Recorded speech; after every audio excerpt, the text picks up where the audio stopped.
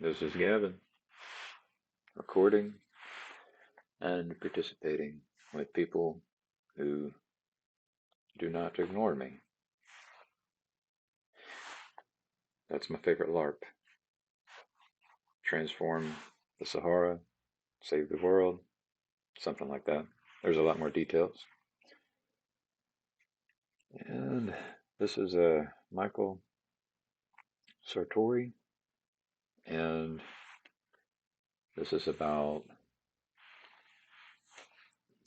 it's related to sense making. It's related to the question of what is reality, um, what is our goal, what is our purpose, how do we have meaning in life, those kinds of questions. And I have a lot of alternative perspectives from Michael. And my goal would be to maybe identify the risks of some of his views and the um, and other potential views which um, may be less risky and more beneficial. For nearly 2,000 years, a person could be born, and depending on where they were born and the circumstances that they lived in, they would have a very good chance at having a perfectly meaningful, wonderful life. If they grew up in a community that was focused on Christ, they would live under the narrative structure of the Word of God, the story that takes place in the Bible and leads them up to their present day. They would. The, there are people in many different cultures who have had a meaningful life, um, and it would appear to be very different than the Christian culture. So, like, you have the Vikings, and they could die in battle, and that was meaningful. And you have uh, Native Americans who may want to be an honorable warrior, um, and these are like maybe male roles. Um, there would probably be a corresponding female role that felt meaningful, and so the Christian tribe has its narrative and a um, meaningful life, right? So the key is that people are aiming. They have a story which allows them to aim, and they can see that they're progressing. And this is similar to Jordan Peterson um, encouraging people to create a 5-year plan and moving toward that. And so then we have this power to kind of choose our own story and to choose our own goals. And for me, the question is what is the ideal goal? And the ideal goal for me would be something like moving. It would be the one that Jordan Peterson talks about, is figuring out what's best for me as an individual, all the people around me, um, all the people throughout space and time, right? So it needs to, if it, the ideal goal accounts for everyone across all space and time, and we are a part of that, and I call it peace on earth. So have an understanding of their purpose in this world, that they were created in the image and likeness of God and put here for a purpose to do His work, and that as stewards of the earth, whatever they put their hand to could become meaningful. From ruling a nation or a city to the most menial tasks, all could be done in a fulfilling way if a person was grounded in the right relationship with God. And in their community, they would have people who understood their circumstances and a sense of collective belonging, friends and relatives and countrymen who knew what it was like to live in a culture and to understand the common struggles and the common joys of someone like you.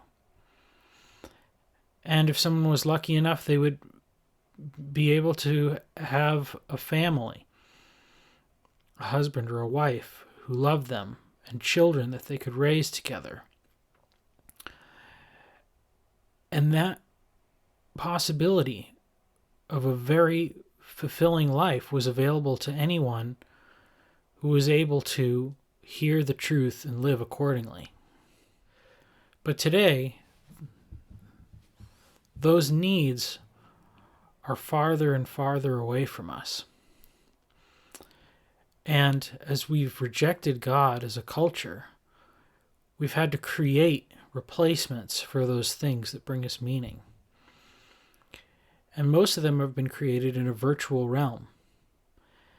There's 4 broad categories that I have identified to fit the bill.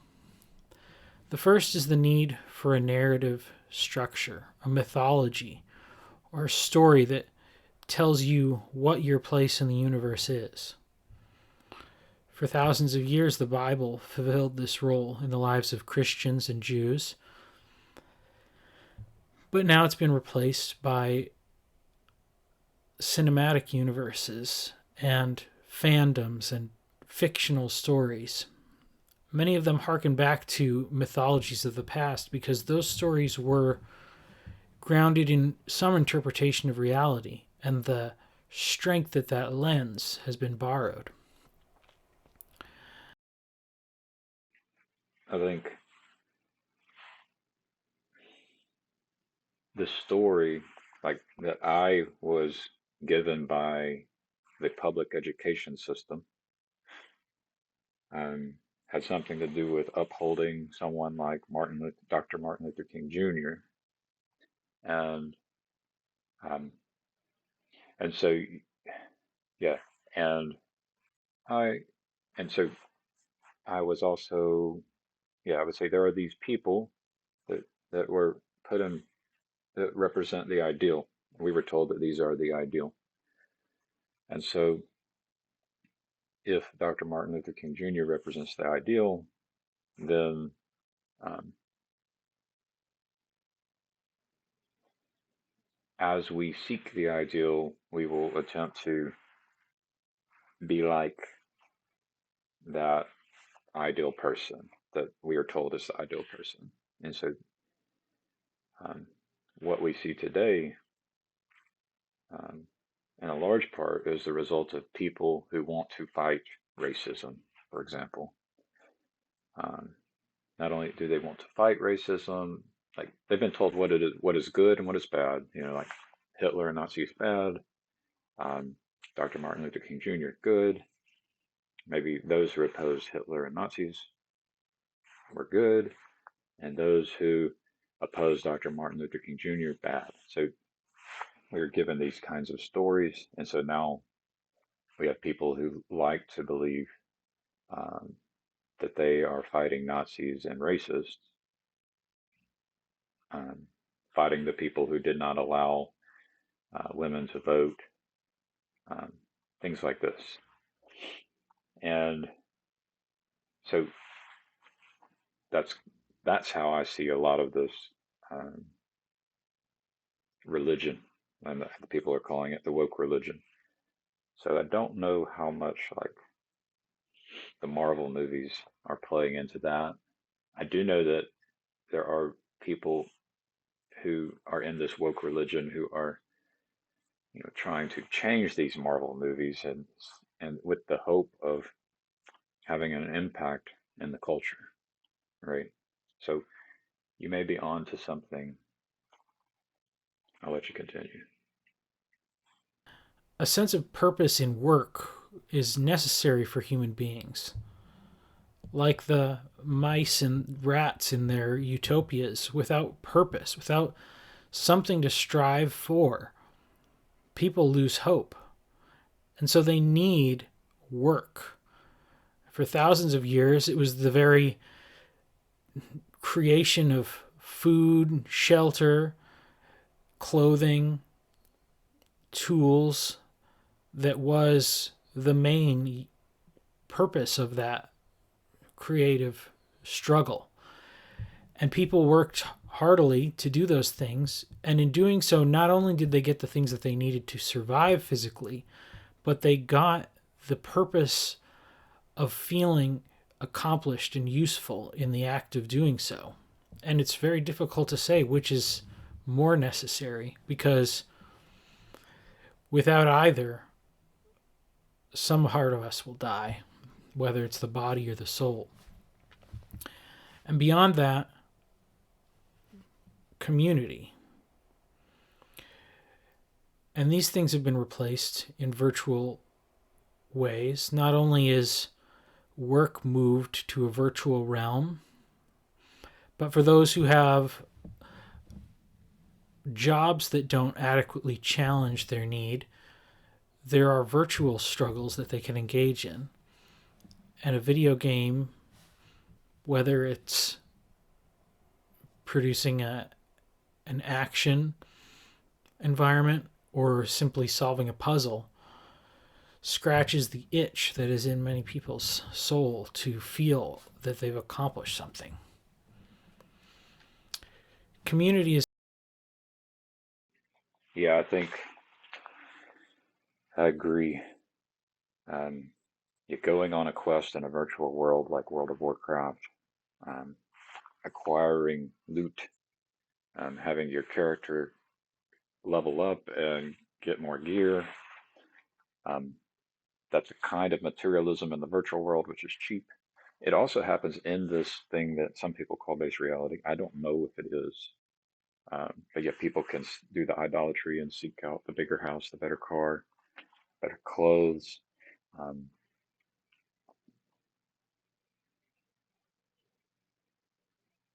Leveling up within a status hierarchy, getting more subscribers, more likes, more followers, worrying about status symbols and how people perceive you. So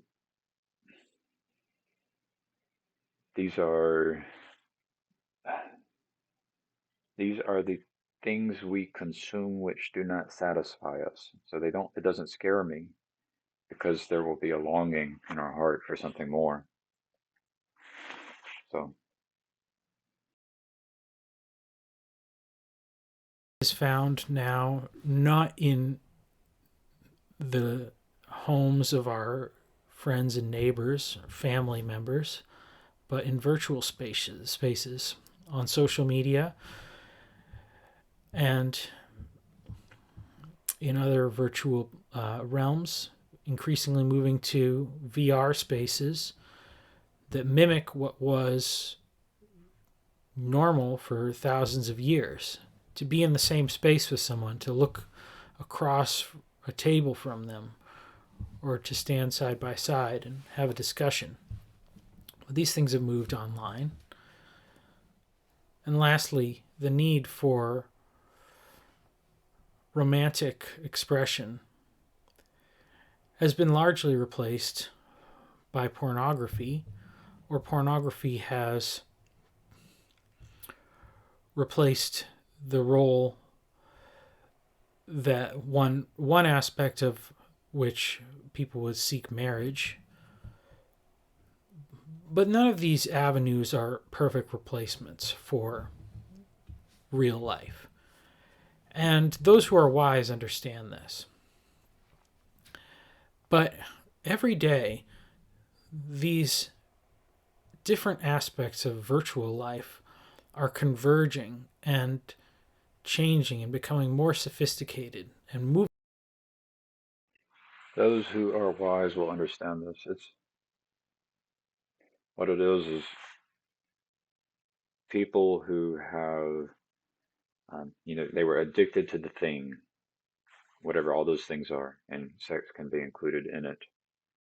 But the things in the video games, um, the nicotine, the alcohol, these immediate sources of immediate gratification that are not satisfying.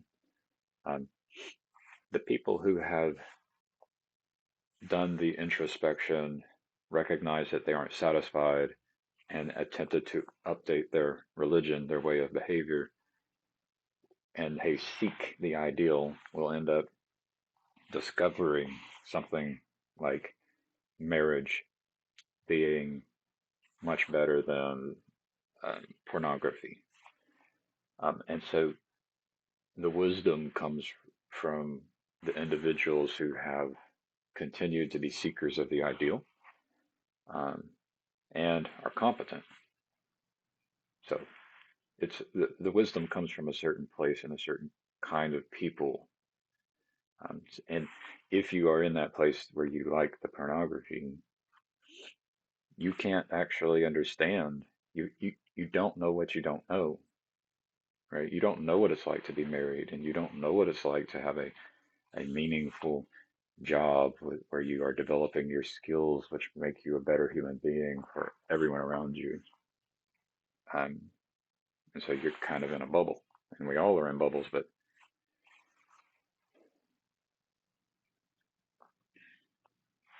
I'll let you continue. Moving us towards an artificial reality that is equal to our own and may surpass it in some ways that are appealing to humans.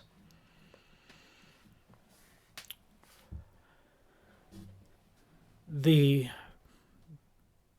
mythologies of Like, I even think we may be in a virtual realm. If you believe in the creator, then you could consider where we are as a virtual realm, and you can ask, why are we here? And an answer to that could be that we are in a rehabilitation system or an education system. Um, and so a virtual realm um, is a place you can go into to learn. So when I played World of Warcraft, I learned the importance of navigation skills, and so that I didn't fall off the cliff, right? And I was able to learn how to navigate. So the virtual realms are really good for learning.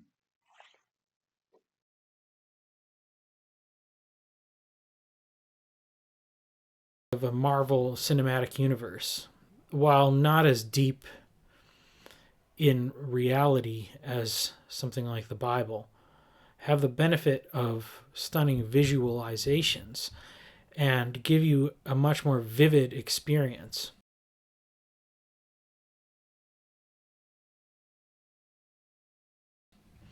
When we read a passage in a book, we have to create an image in our mind. But once we've seen an image on a screen, when we read about that, we recall the image that's already been created for us. And so, in some ways, these popular mythologies have the power of uniting us in a shared vision where individual experience is far less varied and our own interpretation will be much more similar to what someone else experiences. And so, for that reason, there is some strength to it. But what's more is that while there may not be the depth of a classic literary form, the stream of newly created scripted materials of all genres that replace the mythological aspects that sacred texts once held are virtually endless, with thousands of hours of new material being created all the time and of all genres and appealing to all types of people. Some of the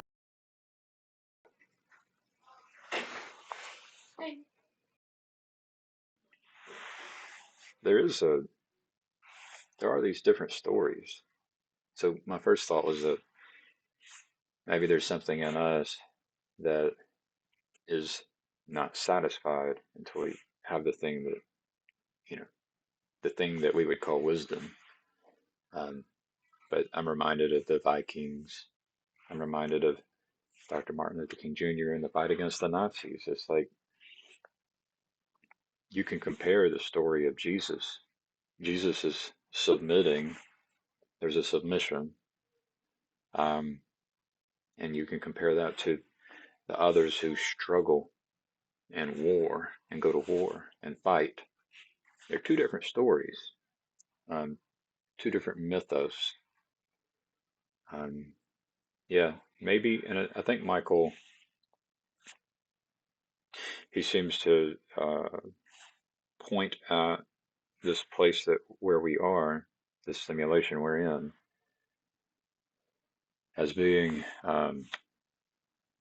a system which is misleading us.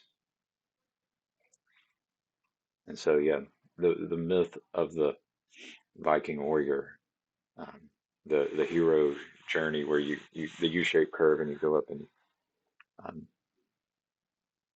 the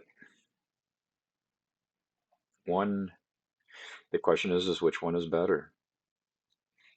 Are you the one who submits or are you the one um, who fights, the warrior? Um, and maybe there's a whole bunch of other options, which I do think there are.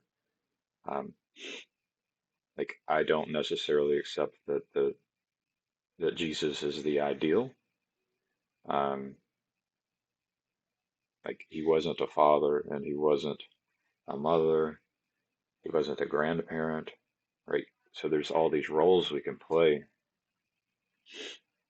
um, and he does represent the ideal, and that we can learn to dance with God and fulfill the role that God has given us, which I think is what Michael's saying in a way.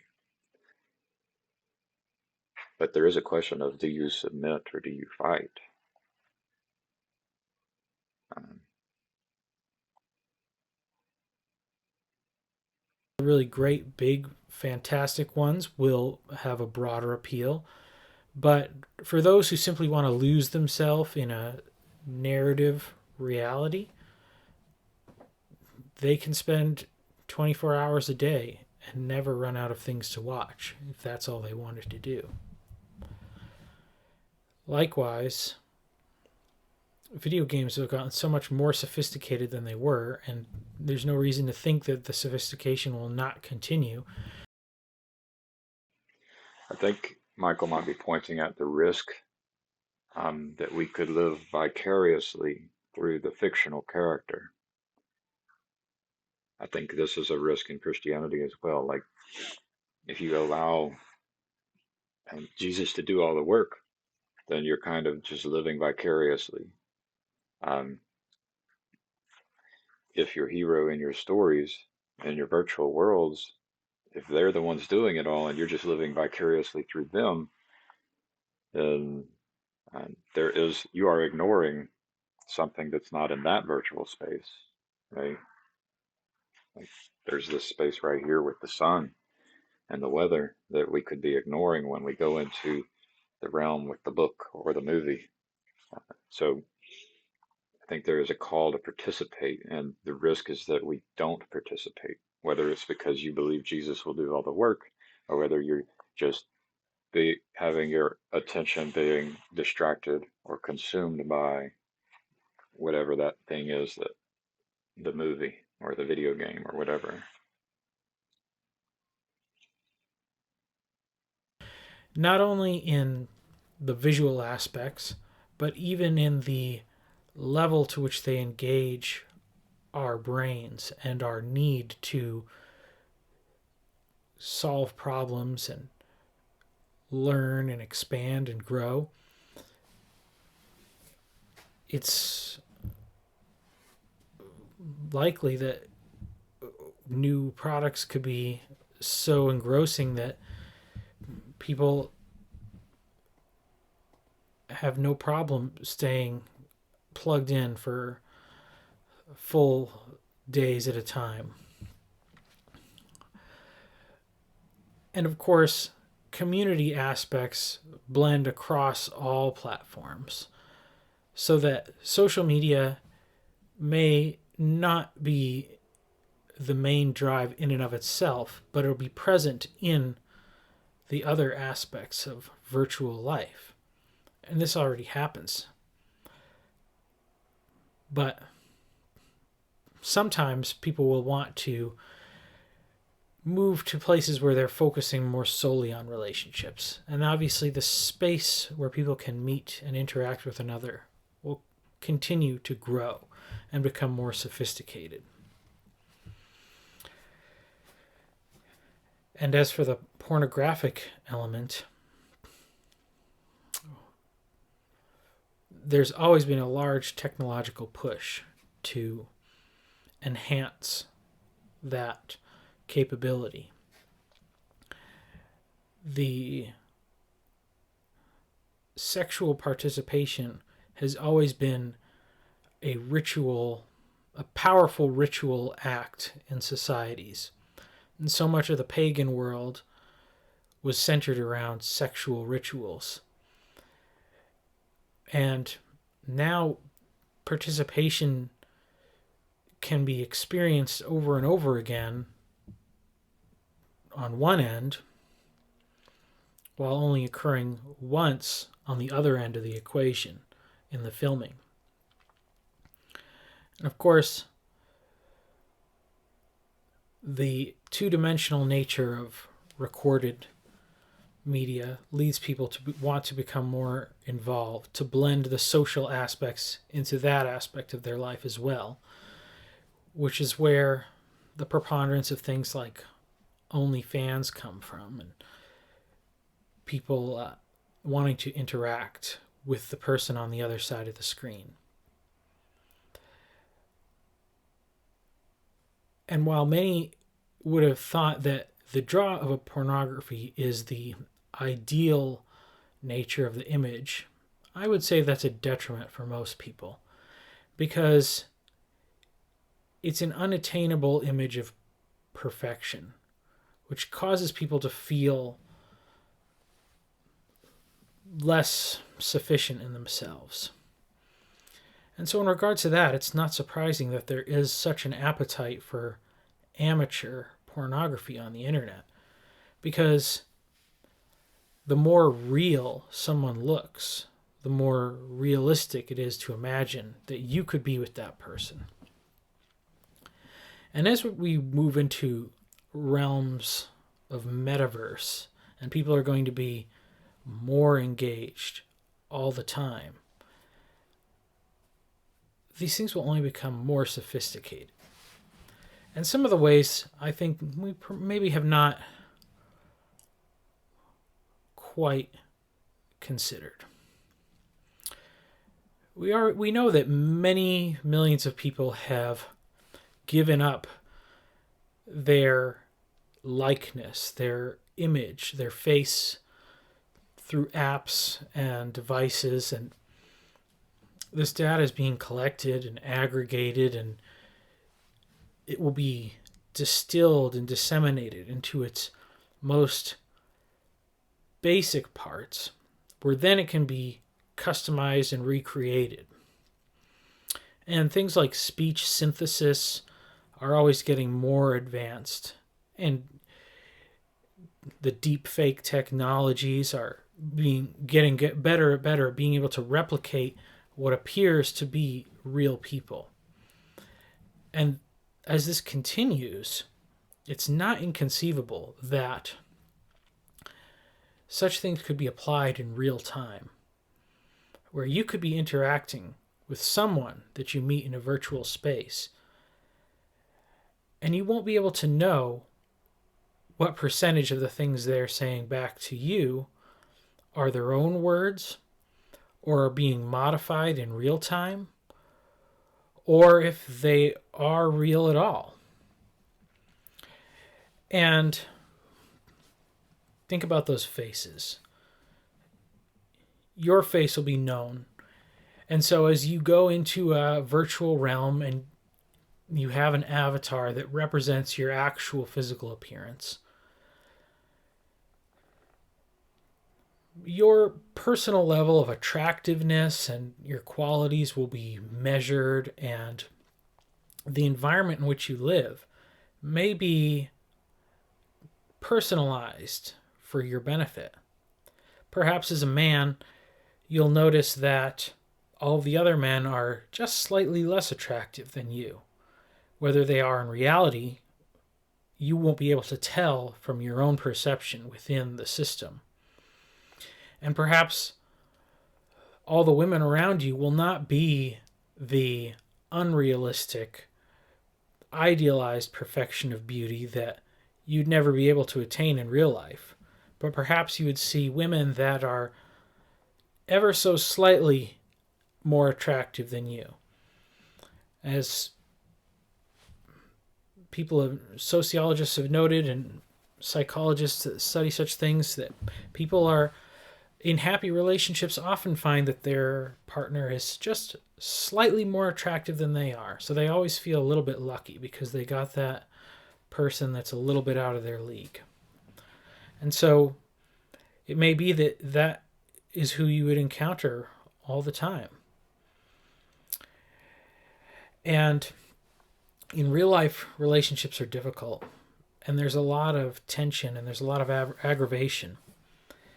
And one of the main draws that pornography has to men is not simply the sexual aspect of it. It's the fact that pornography never rejects someone. Pornography never pushes a person and never points out their faults and their weaknesses. Now, real people do, and that can be very hurtful to be in a real relationship. Fear of rejection is a real thing. And while it's not good to have someone that simply acts like a doormat, it wouldn't be hard to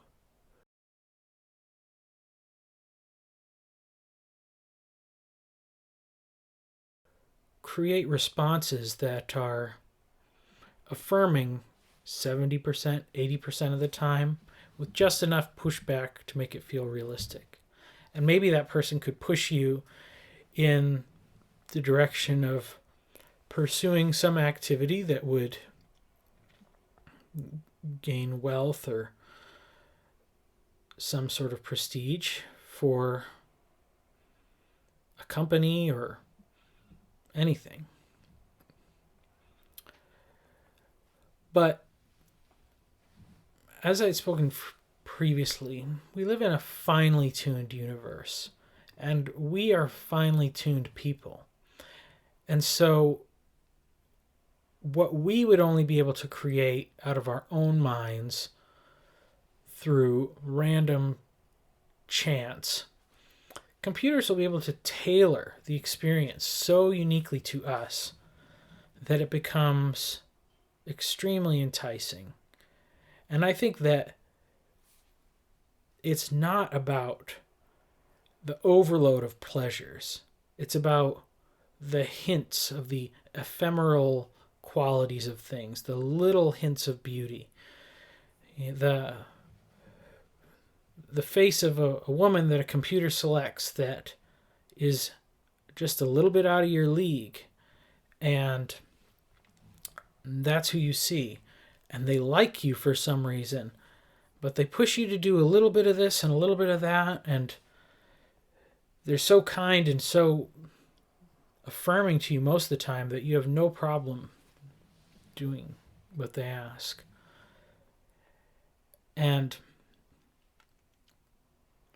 if you get those parameters right, people will be willing to overlook a whole lot of glitches and bugs. And once the interfacing becomes more advanced, then there may not even be bugs to overlook. It may become difficult to distinguish reality from virtual reality, but beyond that, it may just be preferable to live in virtual reality. It's dangerous to ever believe that you are actually knowledgeable of reality. And so we tell ourselves a story, we have a narrative, um, and then that allows for a mode of being. And if you aren't willing to question that story, then you can't improve it. You can't improve your way of being. So I don't, um, I like to have faith in a story, but I also don't um, believe that I ever actually know what is real. That's very dangerous. because the possibilities of life are difficult, and to be successful is not easy, especially for young people who are figuring out what to do in the world.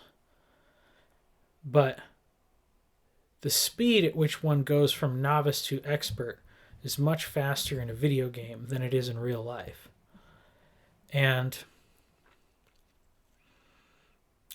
the pace at which one advances from introductions to intimacy is much more rapid in a pornographic environment than is what happens in real life. And so it's not inconceivable that there could be people who may take years and years to realize that they've wasted their life by devoting it to a box, a machine, a virtual illusion that can't really give them anything back.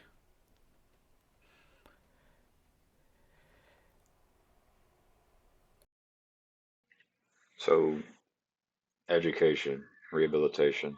So the virtual places are very good for the prisoners, for the students, right? I would much rather someone be engaging in a terrible behavior in a virtual realm where there is a lower risk, a lower cost for everyone else.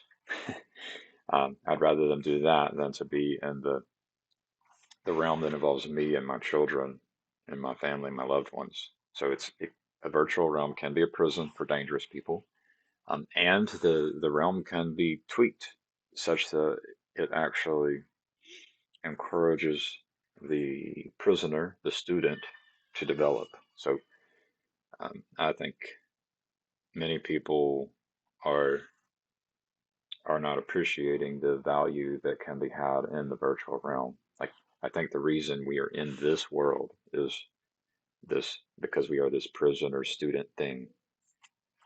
You talked about it the other day that we want we're born and we want to be gods.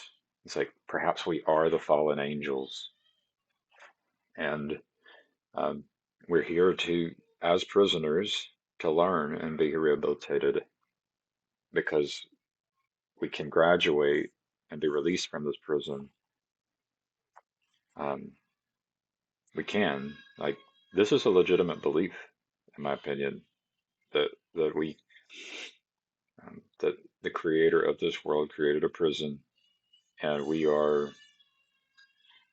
here to learn and grow and mature, so that we don't need to be in a prison anymore. Because once we're released from this prison, we have the there's more risks um, for the fallen. So if you are fallen, you need to go to prison, or you do your into school. You need to go to school so you can learn and be rehabilitated.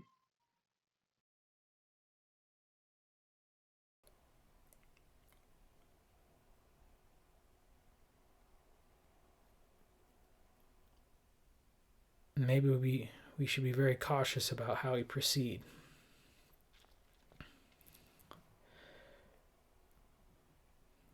But the reality is it's going to happen. It's going to happen. These places are going to be created and they are going to become more and more real. And somehow people are going to have to be willing to go into those places to tell people the truth. Prophets and evangelists will need to go into that place as that becomes the newest mission field. And they'll have to figure out how to explain to people that a life of more suffering is better because it's real. The learning process requires that we become uncomfortable, um, because we have our way of being, our habits and routines, and it is naturally uncomfortable to change, right? Because you could just sit there and do nothing, and it's comfortable, where you're at and what you know, even if it's not good for you. And then that process of developing new habits and routines, and it is uncomfortable. So this is the process of learning. It doesn't matter what's real. What matters is that we are doing this learning, in a loving way. Listen, learn, love, and respect.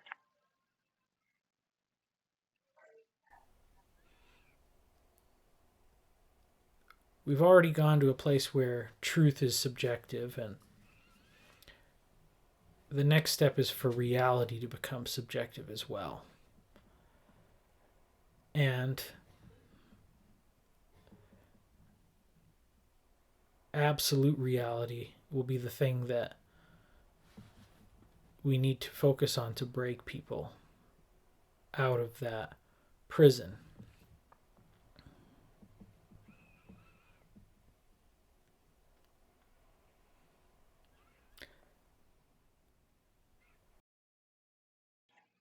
So absolute reality for me is something like heaven, right? It's the place that we're all being pulled toward.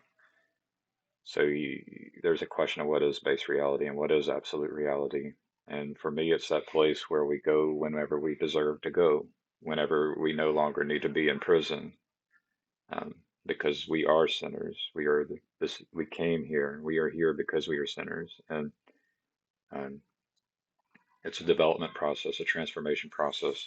And as we do that, this prison, um, as we accept what it is, we can improve the rate of learning. Um, but we're mostly responsible for ourselves. Um, but we need to. I agree that we love the creator of this prison. This creator loves us, and we need to love our neighbors. Um, that's by doing that we learn. We learn the proper way of being. We learn to possess the Holy Spirit as much as possible and at every moment. And once we can, you know, keep God in our attention and possess the Holy Spirit all the time, then I'm certain that we would be released from this prison. Um, and it's a work in progress. It is a challenge. It is not easy, and there's a risk of becoming distracted by this immediate gratification. I think this is where Michael and I agree that there is a great risk that we become distracted by the immediate gratification. But that's why we need to learn how to love the good things in life and find the meaning and the purpose, even in the boring little cubicle life, even in the lonely space with not many friends. We need to learn to value what is real, even if what is real is not as appealing as the fantasy that's being offered to us.